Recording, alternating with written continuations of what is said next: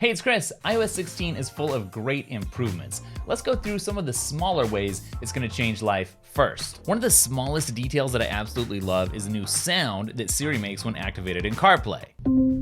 Much less abrasive. Lock screen widgets are certainly interesting to me. Helpful, I wish I could get another row of them, and it'll be great to see when there's more to choose from. It's very cool and useful to be able to tap a photo subject to lift it out of the background and paste it somewhere else. It's not just convenient, but potentially money saving for anybody who's been paying for a background removal app. Now, it does take some practice to learn the right amount of pressure to use, and you also have to not aim for text so you don't activate live text. It's hard to believe that adding multiple stops along your routes and maps has taken so long to get here, but it's here and it's useful. And it's also cool that you can now track and meet your fitness goals without an Apple Watch. This makes sense. iPhones do have a lot of sensors. You have it with you all the time. It's not as convenient as having an Apple Watch. And one of the nice things about the Apple Watch is that you can wear it and ditch your iPhone. But still, this is cool. All right, this is the new and improved cinematic mode. It's supposed to have better blurring effects and better focus on your subjects. So you tell me, does it look any better?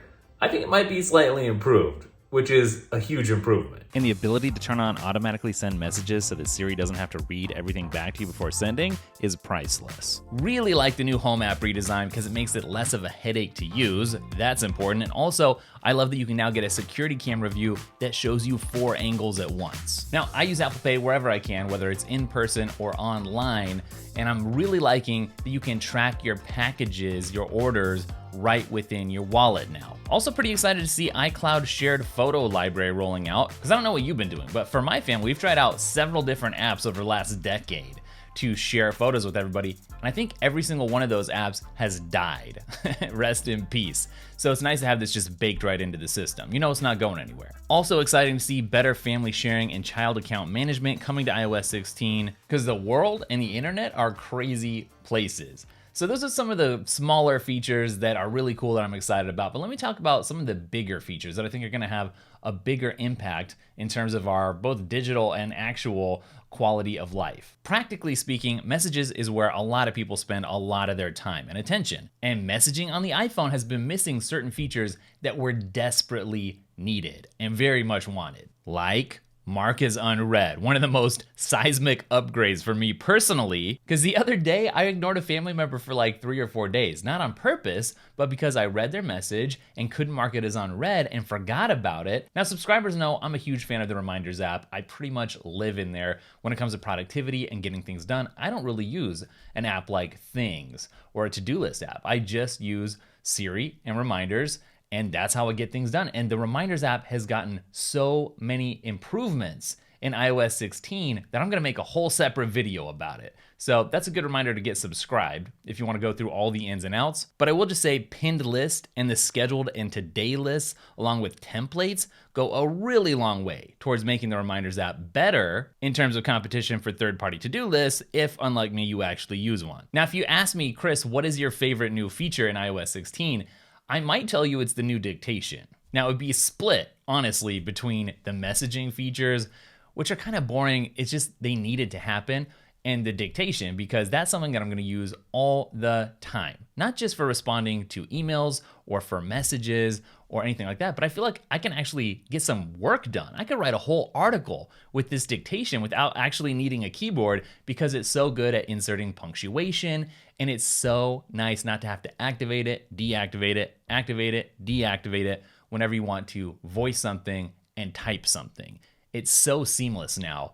I just love it. In terms of convenience, the only thing that could possibly make this dictation better is if it would write stuff for you, which seems impossible, but it's not. That's something that Jasper, my favorite AI writing assistant, does that I use all the time. So I'll link it up for you if you're new around here, but I love it. All right, let's talk about the newly redesigned lock screen. Now, I like it, but I'm not into it for the design aspect for it. Not because I don't like the new aesthetic options or anything. It's not that. And by the way, if you're needing some new wallpapers to spice things up, we just uploaded some new ones to the Daily Tech wallpaper store, so I'll link that up in the description. But what mostly has me excited about the redesigned lock screen is number one, the widgets. We talked about that already. But number two, the live activities and the notifications that appear at the bottom. It's funny because when I was out at WWDC to hear these announcements in person, I was dealing with having to open up the Uber app all the time and check on the status of my ride. And had the live activities been live already, then it would have saved me a lot of hassle. I could have just glanced at my lock screen and seen what was going on without having to get in and open up the app and wait for it to load. Live activities is gonna be amazing. And having the notifications down at the bottom of your lock screen probably had something to do with the combination of not wanting to cover up the new design / putting it closer to your thumb so you can interact with things a little bit easier. Whatever the reason, I do really like the new placement. It's much easier to scroll through and interact with. Now, what about for the power users out there? I know the power users are like, what is there for me? These updates to the way things look and a few new features here and there are cool, but what about for productivity and really digging in and getting more done? Well, Apple's focus mode has always been great for that, but the focus filters that are here are going to take things to the next level. So focus has always acted as a shield of sorts to filter out the apps that you don't want to see at any given time. But with the new focus filters, you can not only filter out the apps that you don't want to see at a given time, but you can also filter out the items within apps that you don't want to see at any given time for that extra level of granular focus. I also find it interesting that you can create multiple lock screens now and tie certain lock screens to particular focus modes. And I'm not sure how useful that's going to be right out of the gate for somebody like me.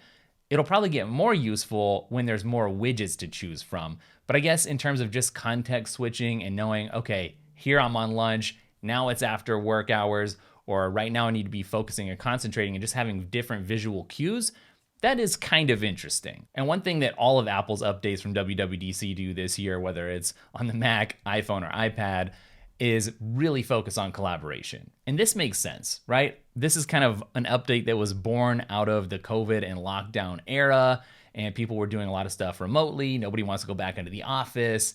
So the Freeform app is coming. That's going to be amazing. You have all these new SharePlay options that are both for work and for fun, right? You want to watch something while you're messaging somebody about it in sync, you can do that. So I think the collaboration is a big story here, and the deepness of that integration into almost everything that Apple's putting out there really does set it apart from other options, ecosystems. So let me give you my assessment of iOS 16, the updates here.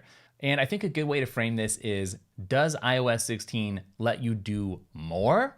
Or does it let you do what you always kind of could, just better? I feel like, and this is just going off of a gut reaction here, that it's something like 30% new, actually new, interesting stuff, and maybe 70+% or somewhere around there for just, a new way to do old things. Well, if all I got were the redesigned notifications on the home screen, the reminders updates, the dictation and the live activities and the messaging updates, I'd be pretty happy. Almost everything else I haven't paid a whole lot of attention to, and a lot of the things I may not end up even remembering or thinking about or using that much. Like the mail updates, a lot of these updates are kind of like a long time coming, so long in coming that other apps have had these features for a really long time. Safari with shared tab groups and stuff, it's interesting. I just don't know how much I'm gonna use it. There's all these little things that you kind of notice as you're going about your business in iOS 16 that you're like, is it better?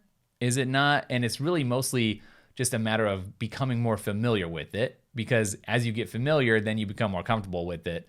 And for a good example is like the way that notes show up now in this sort of different hierarchical order, so that you have what you've worked on today and then a big gap and what was yesterday or a couple days ago and then everything else. That takes a little getting used to, but at the end of the day, I think I have ended up liking it. So I think overall iOS 16 feels like a really good, solid update.